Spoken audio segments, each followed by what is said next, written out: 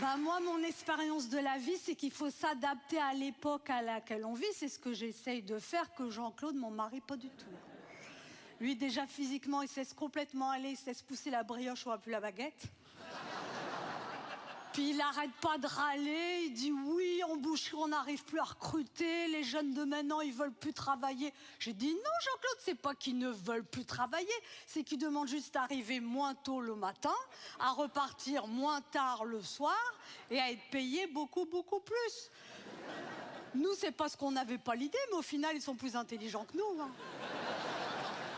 Non, mais c'est vrai qu'en entretien d'embauche à la boucherie, on me pose des questions qu'on posait pas avant. L'autre coup, il y en a un, il me demande « Est-ce que vous avez un espace détente ?»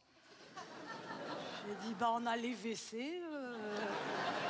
Sinon, il y a la chambre froide, mais c'est pas chauffé, quoi. » Une autre, elle me demande « J'aimerais savoir quelle est la politique de management de votre entreprise. » J'ai dit « La politique de management, bah, Jean-Claude, il gueule, puis... »